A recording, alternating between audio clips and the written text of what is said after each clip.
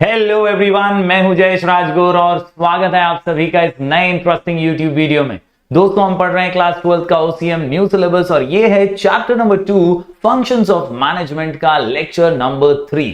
जी हां दोस्तों, एक एक करके हर वीडियो लेक्चर में हम मैनेजर के फंक्शंस को पढ़ रहे हैं। हमने शुरुआत की प्लानिंग के साथ, उसके बाद ऑर्गेनाइजिंग और आज बारी है स्टाफिंग फंक्शन को समझने की। जी हां दोस्तों, अगर आप इस चैनल पर नए हैं तो जरूर से सब्सक्राइब कीजिए, बेल आइकन दबाइए, क्योंकि यहां आपको लगातार ऐसे इंफॉर्मेटिव वीडियोस मिलते रहेंगे। साथ ही साथ दोस्तों, हमारे टेलीग्राम चैनल को जरूर ज्वाइन कर लीजिए, नाम है स्काई एजुकेशन ऑफिशियल और 10,000 से भी ज्यादा स्टूडेंट्स इसका फायदा उठा रहे हैं। इस ग्रुप के साथ जुड़ करके ढेर सारे नोट्स एब्सोल्युटली फ्री हासिल कर रहे हैं। डिस्क्रिप्शन में लिंक है हमारे सुपरस्टार बैच का, जरूर सुपरस्टार बैच ज्वाइन कीजिए। ये बैच है महाराष्ट्र बोर्ड के कॉमर्स और आर्ट्स स्टूडेंट्स के लिए। जी हां, क्लास 12 के कॉमर्स और आर्ट्स स्टूडेंट्स के लिए ये सुपरस्टार बैच है एब्सोल्युटली फ्री। यहां पर भी हम लगातार नोट्स देने की और टेस्ट पेपर्स देने की कोशिश करते रहते हैं, तो जरूर अपना प्यार बरकरार रखिए। चलिए आज के इस वीडियो को शुरू करते हैं।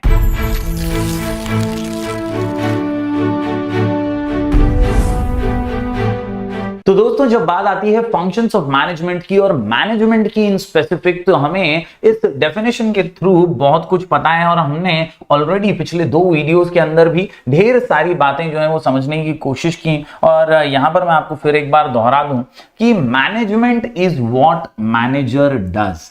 मतलब मैनेजर का काम ही तो मैनेजमेंट होता है और उसके जो कार्य पद्धति होती है, उसके जो काम होते हैं, उन्हीं को फंक्शंस ऑफ मैनेजमेंट के रूप में हम देख रहे हैं। अलग अलग वीडियोस के माध्यम से दोस्तों हमने प्लानिंग और ऑर्गेनाइजिंग के फंक्शंस को समझा और उनके महत्व को समझा, यानी importance of planning, importance of organizing भी हमने सीख लिया।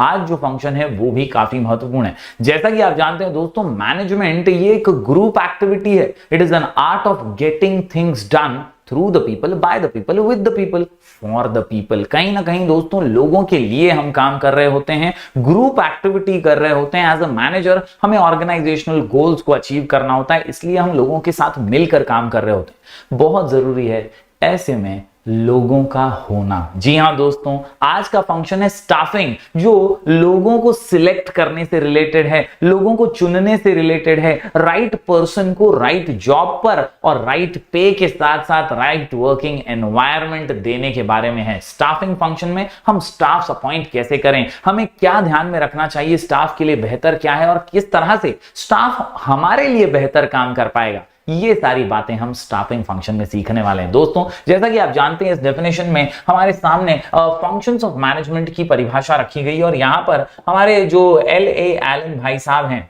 वो कहते हैं कि यार management is what manager does. इसके अलावा this definition focuses on the role of manager. Manager का कार्य क्या है in the form of different functions, और इसीलिए हम एक एक करके ये इनसेपरेबल जो फंक्शंस हैं, एक दूसरे से कनेक्टेड जो फंक्शंस हैं, जो ऑल लेवल्स में काम आते हैं मैनेजमेंट के ना, उन्हीं की बात करने वाले हैं। दोस्तों, मैं आपको बता दूं, हमने लूथर गुलिक के पॉस्ट डी कॉब को ही अपनाया है। यस, ये पॉस्ट डी कॉब में P स्टैंड्स फॉर प्लानिंग है, O से ऑर्गेनाइजिंग है, S से स्टाफिंग, D से डायरेक्टिंग और को यानी कोऑर्डिनेशन। इसके अलावा रिपोर्टिंग और बजटिंग की जो बात आती है, तो ये दोनों को मिला करके कंट्रोलिंग नाम का फंक्शन बनाया गया। तो ये कुल मिलाकर के हमारे सारे फंक्शंस हैं। इस चैप्टर की जो फ्लो है ना, वो काफी सिंपल है। फंक्शन को समझो, इंपॉर्टेंस को समझो, फंक्शन को समझो, इंपॉर्टेंस को समझो, फंक्शन इंपॉर्टेंस, फंक्शन इंपॉर्टेंस। हर आंसर 10 पॉइंट्स का आंसर है और बेहद जबरदस्त आंसर्स हैं। आसानी से हमारे शॉर्ट कोड के साथ हम इन आंसर्स को पढ़ने वाले हैं। तो चलिए आज बढ़ते हैं आगे और पॉस्ट डी कॉब में S पर नजर डालते हैं, जो कि है S फॉर स्टाफिंग फंक्शन। जी हां, तो क्या है ये स्टाफिंग? तो जैसा मैंने आपको बताया, हम सारा काम तो लोगों के लिए ही कर रहे हैं। तो भाई, लोगों को जोड़ना, अच्छे लोगों को चुनना, सिलेक्ट करना right person for the right job, इसी को स्टाफिंग कहते हैं। जी हां दोस्तों, staffing is the function of execution according to plan and organisational structure. It is the process of, यहां से मार्क कर लीजिए, attracting, recruiting, selecting, placing, appraising, remunerating developing and retaining the best work force. यानी दोस्तों आपको अच्छे लोगों को चुनना है, आपको अच्छे लोगों का साथ जो है चाहिए ऑर्गेनाइजेशन को सफलता की सीढ़ियां चढ़ाने के लिए, और ऐसे अच्छे लोग आपके पास टिके रहें लंबे समय तक के लिए, ये भी आप ही को हमेशा देखना है। दोस्तों बहुत जरूरी है अच्छे स्टाफ्स का आपके ऑर्गेनाइजेशन में टिके रहना। कई बार ऐसा होता है अच्छे स्टाफ मिलते तो हैं लेकिन वो रुकते नहीं है, वो छोड़ देते हैं जॉब को कुछ ही टाइम में, वो जो है सैलरी कम की वजह से या वर्क एनवायरनमेंट की वजह से काम छोड़ देते हैं, दूसरी कंपनी में स्विच कर जाते हैं जहां ज्यादा पैसा मिल रहा है। तो ये सारी चीजें ऑर्गेनाइजेशन में कॉर्पोरेट वर्ल्ड में जरूर होती हैं, लेकिन हमारा एज अ मैनेजर रोल यही होना चाहिए कि हम स्टाफिंग फंक्शन को अच्छे से निभाएं, रिक्रूट करें, सिलेक्ट करें, अप्रेज करें और रेगुलरली जो हमारा बेस्ट वर्कफोर्स है ना उसे रिटेन करके हमारे पास रखें। यही होता है staffing function. Overall growth and success of every venture is based on appropriateness of staffing function। तो बहुत सिंपल सी बात है कि यार स्टाफिंग फंक्शन जो है इसका अप्रोप्रिएट होना बहुत जरूरी है, क्योंकि सही लोग आपके साथ जुड़ेंगे तभी आपका ऑर्गेनाइजेशन सफल बनेगा, क्योंकि ये ग्रुप एक्टिविटी है। ऑर्गेनाइजेशन के हित के लिए एक टीम एफर्ट की तरह में काम करना है, तो टीम तो अच्छी बनानी बहुत जरूरी है, टीम अच्छी चुननी बहुत जरूरी है, टीम का अच्छा सिलेक्शन बहुत जरूरी है, और वही कार्य है एस फॉर स्टाफिंग। उम्मीद करता हूं दोस्तों ये बेसिक सा स्टाफिंग का इंट्रो आप समझे होंगे। दोस्तों अब बात करते हैं हम थोड़ी सी शॉर्ट में। तो यहां पर the need of staffing arises since the initial period of organization. शुरुआत से ही जब से ऑर्गेनाइजेशन की ओपनिंग होती है, खुलता है ऑर्गेनाइजेशन, तभी से आपको स्टाफ की जरूरत महसूस होने वाली है। कई बार प्रमोशन की वजह से, कई बार किसी के ट्रांसफर की वजह से, कई बार बिजनेस आप एक्सपांड कर रहे हैं तो भी आपको स्टाफ की जरूरत पड़ेगी। कोई पुराना स्टाफ रिटायर हो रहा है, रिटायरमेंट की वजह से आपको स्टाफ की जरूरत पड़ेगी।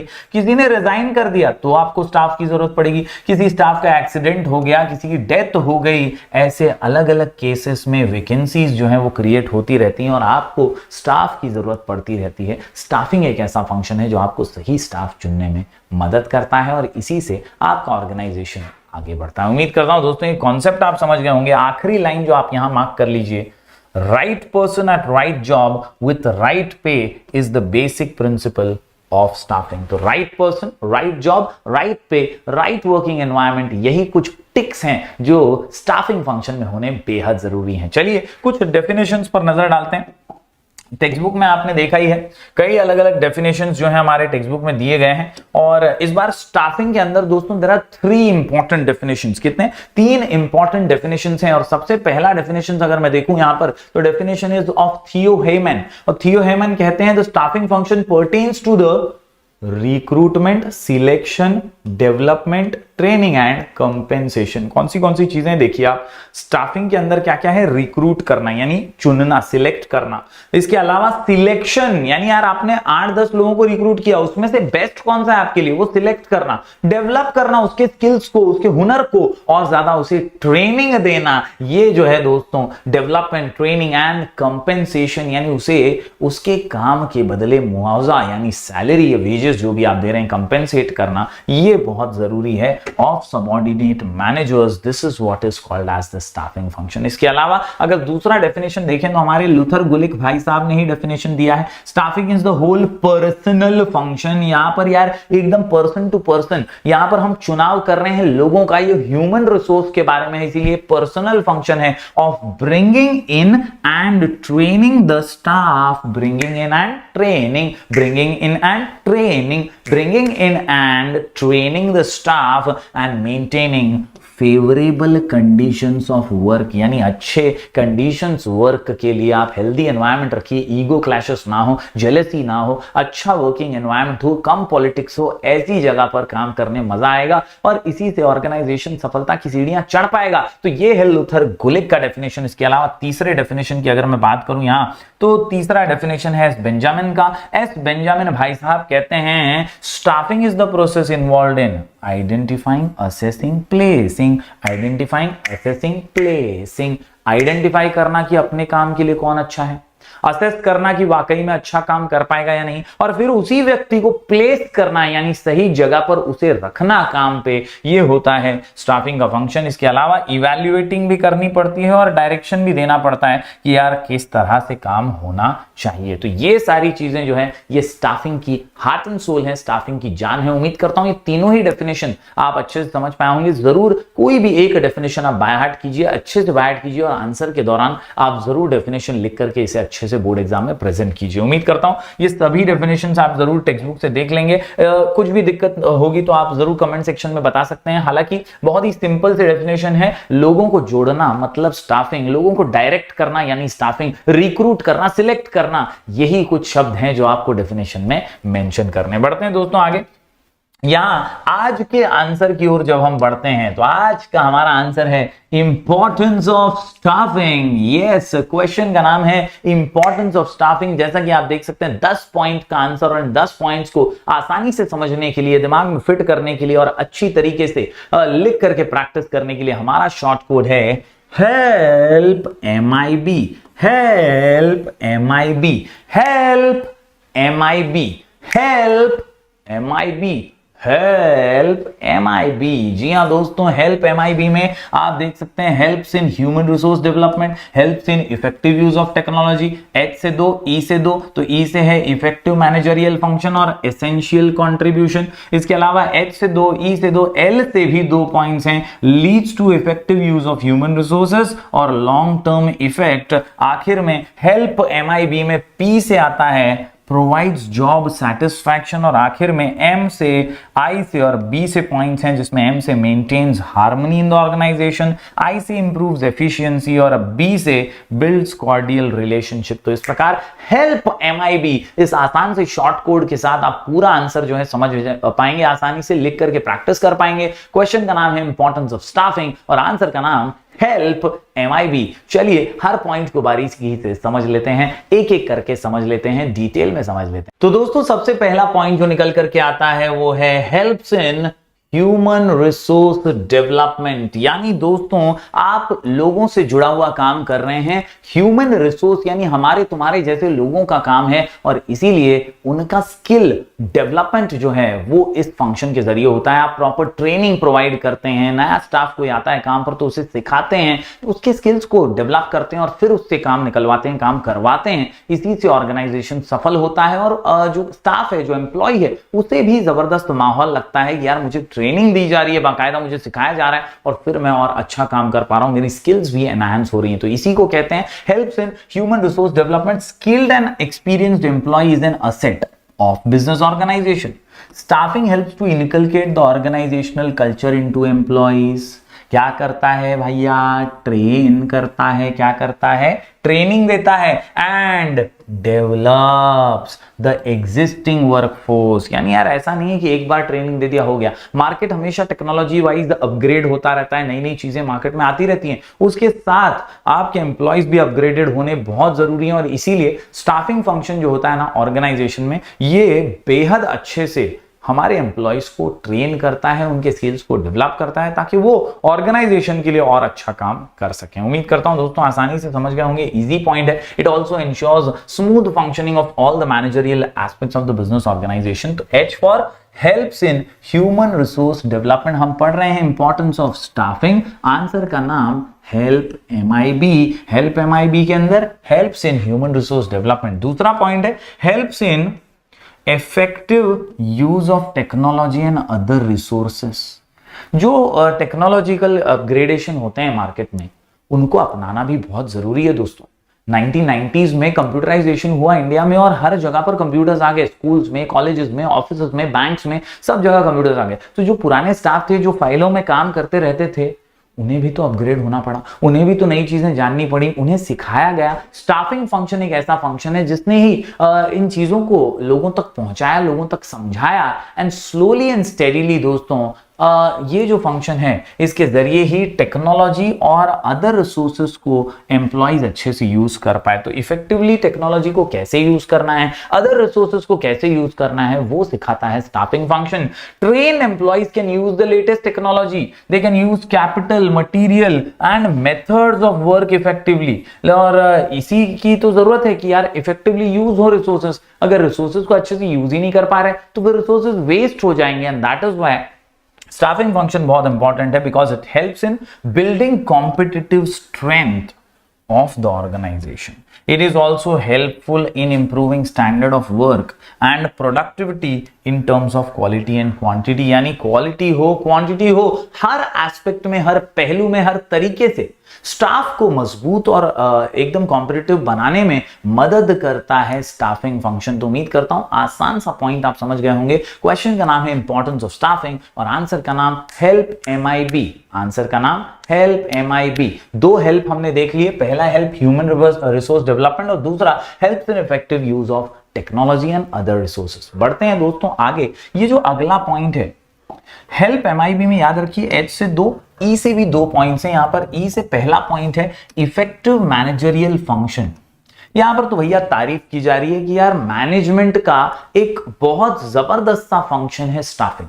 ये इफेक्टिव है क्योंकि अच्छा स्टाफ होगा तभी तो वो अच्छे से ऑर्गेनाइजेशन में काम कर पाएगा। अलग अलग डिपार्टमेंट्स में जब स्टाफिंग फंक्शन अच्छे से फॉलो किया जाएगा तो अच्छे अच्छे लोगों को काम पे रख पाएंगे। Right person, right job, right पे, एंड इसी से ऑर्गेनाइजेशन सफलता की सीढ़ियां चढ़ पाएगा। बिना एम्प्लॉइज के, बिना अच्छे स्टाफ के, बिना ट्रेन्ड स्किल्ड स्टाफ के आपका ऑर्गेनाइजेशन आगे नहीं बढ़ सकता। And that is what staffing helps you in doing. Staffing is the key to effective performance. बहुत इंपॉर्टेंट है, इफेक्टिव परफॉर्मेंस देने के लिए स्टाफिंग फंक्शन बहुत बहुत जरूरी है। यस, याद रखिए ये ऑर्गेनाइजेशन में प्लानिंग, ऑर्गेनाइजिंग, डायरेक्टिंग, कंट्रोलिंग सभी में मदद करता है। हर फंक्शन को अच्छे से निभाने के लिए स्टाफिंग फंक्शन का अच्छे से होना बहुत जरूरी है। सही व्यक्ति का चुनाव होना बहुत जरूरी है, सिलेक्शन होना बहुत जरूरी है। अच्छा व्यक्ति, अच्छा मैनेजर होगा तभी तो वो ऑर्गेनाइजेशन को आगे ले पाएगा, लेकर जा पाएगा। And that is why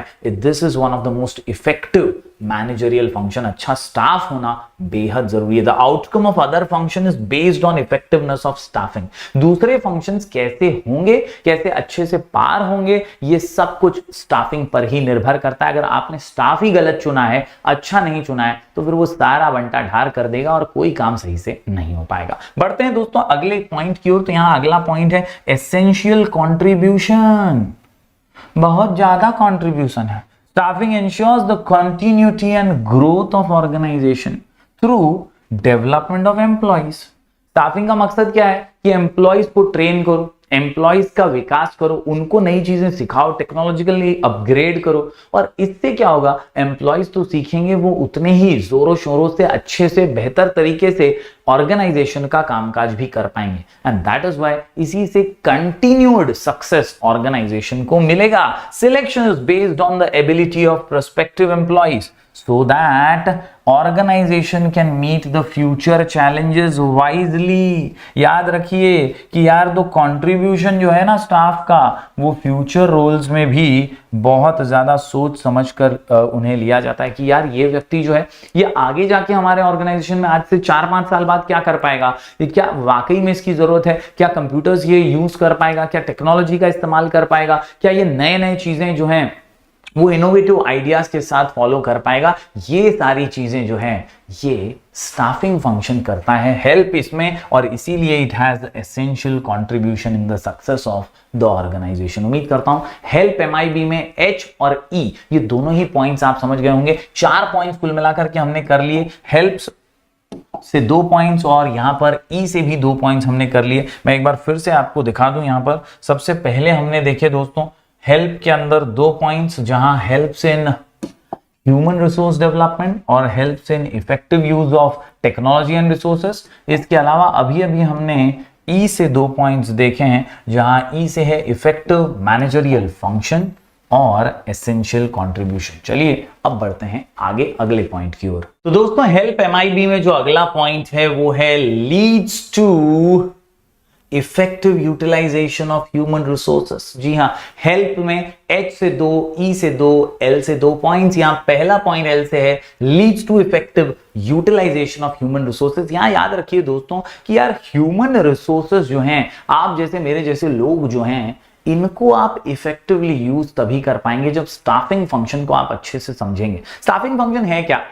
it is about selecting, it is about recruiting, it is about assessing and remunerating properly the staff। Staff को अच्छे से सिलेक्ट करना, काम के हिसाब से, उसकी काबिलियत के हिसाब से उसको काम देना, उसके काम के हिसाब से उसको पगार देना, यही तो मेन स्टाफिंग का फंक्शन है ना। तो ये फंक्शन जो है, ये अगर आप अच्छे से निभाओगे तो आप डेफिनेटली स्टाफ का अच्छा यूज कर पाओगे, ह्यूमन रिसोर्स का इफेक्टिव यूटिलाइजेशन होगा, काम करने वाले को भी बहुत मजा आएगा, वो भी अच्छे से इफेक्टिवली ऑर्गेनाइजेशन की सफलता के लिए काम करेगा और डेफिनेटली दोस्तों आप उससे बेस्ट आउटपुट निकाल पाएंगे, उसका पूरा यूज कर पाएंगे। Staffing function leads to effective utilisation of human resources, that is workforce. याद रखिए, proper care is taken at every stage such as recruitment, selection, placement, remuneration, training, development etcetera. हर एक स्टेज पे ख्याल रखा जाता है प्रॉपरली कामकाज हो भी रहा है या नहीं। Excessive burden of work is avoided, ज्यादा बर्डन नहीं दे देते, ज्यादा बोझ नहीं दे देते। स्टाफ को अगर टिकाए रखना है, मेहनत उससे करवानी है तो उसे अपना भी बनाना पड़ता है और यही स्टाफिंग का फंक्शन सिखाता है। याद रखिए, optimum utilization of human resources results in improvement in performance. इससे होता क्या है? परफॉर्मेंस इंप्रूव होता है and progress of the organization is also done. तो बहुत ही अच्छे से सफलता की सीढ़ियां चढ़ सकते हैं अगर आप स्टाफिंग फंक्शन को निभाते हैं, क्योंकि ये फंक्शन आपके स्टाफ को डेवलप करेगा। स्टाफ डेवलप होगा तो ऑर्गेनाइजेशन ऑटोमेटिकली परफॉर्म अच्छा करेगा। दोस्तों अगला पॉइंट है L से, लॉन्ग टर्म इफेक्ट। कौन सा term effect? Long term effect. बड़ा ही आसान सा पॉइंट है, हालांकि मैं एक बार इसको रीड करके सुनाता हूं, आप समझ जाएंगे पढ़ते पढ़ते ही। Qualified, efficient and skilful workforce is always an asset. म्हणजे काम करणारी जी लोक आहेत ते तुमच्यासाठी असेट आहेत। याद रखिए, ऑर्गेनाइजेशन के लिए धरोहर समान होते हैं, ये असेट समान होते हैं। वो लोग जो आपके लिए काम कर रहे हैं ना, उनको जपिए, उनका आप संवर्धन कीजिए, उन्हें संभालिए। उनको अच्छे से आप जब संभालेंगे तभी तो आप अच्छे से काम कर पाएंगे। याद रखिए, proper selection of employees leads to the path of success. Path of success, रास्ता सक्सेस का जो है वो कैसे मिलेगा? वो इन्हीं को अच्छे से, एम्प्लॉयज को अच्छे से रखने से मिलेगा। इसी से तो यार हम सफलता प्राप्त करेंगे naturally. Long term positive effects can be seen through this. लंबे समय के लिए आप जो है पॉजिटिव इफेक्ट्स देख पाएंगे, लंबे समय के लिए जो है आप अच्छे से चीजों को कर पाएंगे। Effects can be observed on the efficiency of organization. यानी अगर आप अच्छा स्टाफ आज रख रहे हैं तो आप आने वाले कुछ सालों में उसका इफेक्ट देख पाएंगे कि यार वो कितना बेहतर तरीके से काम कर रहा है, ऑर्गेनाइजेशन को कितना अच्छा सफलता दिला रहा है। तो यही है L for long term effect. दोस्तों हमने HEL हेल्प पढ़ लिया है। H से 2 पॉइंट्स, E से 2 पॉइंट्स और L से भी 2 पॉइंट्स हमने पढ़ लिए। यहां पर L से हमने पढ़ा है leads to effective utilisation of human resources और अभी अभी हमने देखा लॉन्ग टर्म इफेक्ट। उम्मीद करता हूं इजी पॉइंट्स आप समझ गए होंगे। अब बढ़ते हैं आगे। अगला जो पॉइंट निकल कर के आता है वो है P से, प्रोवाइड्स जॉब सैटिस्फैक्शन। क्योंकि दोस्तों जब आपने चुनाव ही अच्छा किया है, सिलेक्शन ही अच्छा किया है, जो व्यक्ति अकाउंट्स में माहिर है उसे आपने अकाउंट्स के काम के लिए रखा है, जो व्यक्ति HR में माहिर है उसे आपने HR का काम दिया है, जो मार्केटिंग में माहिर है उसे मार्केटिंग का काम दिया है, तो वो सेटिस्फाइड होगा ही, उसे अच्छा ही लगेगा काम करके। आप अकाउंट्स वाले को बोलेंगे भाई तू गोडाउन में बैठ, गोडाउन संभाल, वो बेचारा परेशान हो जाएगा, बोले साला मैं यहाँ एक्सेल करने आया था, टैली करने आया था, ये मुझे गोडाउन में सामान उठवा रहे हैं। वो जल्दी जॉब छोड़कर भाग जाएगा। कहीं ना कहीं जॉब सेटिस्फैक्शन मिलता है अच्छी स्टाफिंग से। Employees can be motivated through financial and non financial incentives. Adequate remuneration भी मिलता है, जॉब सेटिस्फैक्शन भी मिलता है, मोरल उसका हाई होता है। साथ ही साथ जब ट्रेनिंग और डेवलपमेंट मिलता है ना, प्रोग्राम जब ऐसे आते हैं तो इससे बहुत ज्यादा मोटिवेट वो होता है, उसे जॉब सिक्योरिटी का एहसास होता है, उसे लगता है कि नहीं यार ऑर्गेनाइजेशन मुझे अपना समझती है, मैं ऑर्गेनाइजेशन को और अपना समझ के काम करूं तो मेरे लिए भी बेहतर होगा, ऑर्गेनाइजेशन के लिए भी बेहतर होगा। एंड दैट इज व्हाई ये कुछ फैक्टर्स हैं which are important in providing job satisfaction, जो सारे जो है ना ये स्टाफिंग की मदद से ही मिल पाते हैं। उम्मीद करता हूं दोस्तों आप ये आसान सा पॉइंट समझ गए होंगे। पी से प्रोवाइड्स जॉब सेटिस्फैक्शन, हम पढ़ रहे हैं इंपॉर्टेंस ऑफ स्टाफिंग, आंसर का नाम हेल्प MIB। क्या हेल्प MIB? क्या हेल्प MIB? चलिए बढ़ते हैं अगले पॉइंट की ओर। तो ये अगला पॉइंट जो है यहाँ M से है, मेंटेन्स हार्मनी। हार्मनी यानी पीस वाला माहौल, वर्किंग एनवायरनमेंट अच्छा, सस्ता, सुंदर, टिकाऊ। याद रखिए अगर आपके ऑर्गेनाइजेशन में ईगो क्लैशेस हैं, अच्छा स्टाफ नहीं है, बहुत पॉलिटिक्स हो रही है, एक दूसरे की टांग खिंचाई हो रही है, बहुत ज्यादा पॉलिटिक्स है, तो ऐसे में हार्मनी मेंटेन नहीं रहेगी और इसका इनडायरेक्ट नुकसान तो ऑर्गेनाइजेशन को ही होगा। आपस में लड़ेंगे मरेंगे लेकिन ऑर्गेनाइजेशन को भी ले डूबेंगे। इसलिए जरूरी है अच्छे स्टाफ का होना, सिंपल सोफिस्टिकेटेड वे में काम करने वाले, बेहतर काम करने वाले ऑर्गेनाइजेशन को सफलता दिलाते हैं और इसलिए वो हार्मनी मेंटेन करना बहुत जरूरी है। याद रखिए in staffing process individuals are recruited, selected and placed, as well as their performance is regularly appraised, and promotions are given on the basis of merit। Staffing function में क्या बोला गया है कि मेरिट के आधार पर ही आपको प्रमोशन देना, किसी की सिफारिश नहीं चलेगी। हाँ मतलब इसने चिट्ठी दे दिया, उसने बोला है इसको सिफारिश के जरिए प्रमोट कर दो, तो ऐसा प्रमोशन होगा तो फिर यार हार्मनी कभी नहीं रहेगी, जेलसी ही रहेगी, ईगो क्लैशेस ही रहेंगे और इससे ऑर्गेनाइजेशन का ही नुकसान है और इसीलिए ऐसा नहीं होना चाहिए। For this criteria is made duly communicated to concerned employees, it brings peace and harmony in the organization। इसी से सफलता की सीढ़ियां आप चढ़ सकते हैं, पीस भी होता है, हार्मनी भी होती है और अच्छे से कामकाज होते रहता है। उम्मीद करता हूं दोस्तों हेल्प MIB का M आपको समझ में आया होगा। अब बढ़ते हैं दोस्तों आगे।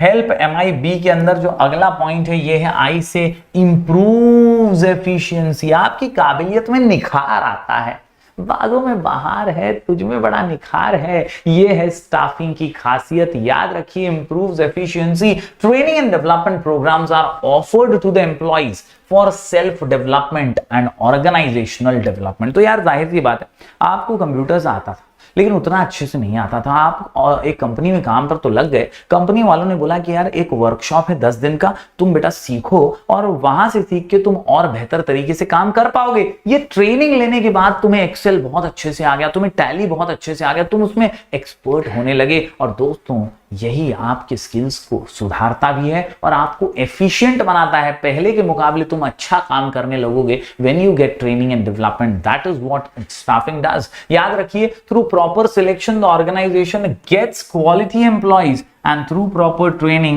the performance level of the employees can be improved। यानी परफॉर्मेंस इंप्रूव होगा प्रॉपर ट्रेनिंग और डेवलपमेंट के साथ। बात करें दोस्तों आखिरी पॉइंट की तो यह है बी से बिल्ड्स कॉर्डियल रिलेशनशिप। सिंपल है, पीस होगा, हार्मनी होगी, ईगो क्लैशेस नहीं होंगे, जेलसी नहीं होगी तो रिलेशन भी अच्छे बनेंगे। कॉर्डियल रिलेशन मैनेजमेंट और एम्प्लॉइज का, मैनेजर और एम्प्लॉइज का, और इसके अलावा दोस्तों अच्छी पगार, फेयर रेम्यूनरेशन के साथ। तो ये बहुत इंपॉर्टेंट है कि यार सैलरीज अच्छी हो, वेजेस अच्छे हो और इससे रिश्ते जो हैं वो बहुत अच्छे और कॉर्डियल बने रहें। This function is helpful in building healthy relationships among all levels of management and employees in the organization। A smooth human relation is the key to better communication and coordination of managerial efforts। तो इस प्रकार से आप एक organisation को आसानी से success दिला सकते हैं। ये 10 पॉइंट हमने दोस्तों देखे हैं, अलग अलग पॉइंट्स हेल्प MIB के माध्यम से। ये शॉर्ट कोड आपकी मदद करेगा बेहद आसानी से जो पॉइंट्स हैं उन्हें याद करने में और लिख करके प्रैक्टिस करने में। दोस्तों आज हमने पढ़ा है इंपॉर्टेंस ऑफ स्टाफिंग। आंसर का नाम हेल्प MIB। H से help, helps in human resource development, helps in effective use of technology. E से effective, essential, effective, essential, effective, essential, effective managerial function, essential contribution. L से leads long term, leads to effective use of human resources and long term effect. आखिर में दोस्तों P से आता है provides job satisfaction और MIB में याद रखिए maintains harmony, improves efficiency and builds cordial relationship। तो उम्मीद करता हूं दोस्तों ये 10 के 10 पॉइंट्स आप जरूर लिख करके प्रैक्टिस कीजिए, क्योंकि लिखेंगे तो आप अच्छे से इसे लॉन्ग टर्म के लिए याद रख पाएंगे। तो उम्मीद करता हूं आज का वीडियो आपको पसंद आया होगा। जरूर चैनल पर अपना प्यार बरकरार रखिए। हम मिलेंगे फिर एक बार कुछ और नए वीडियोस के साथ। तब तक के लिए do like, share and subscribe.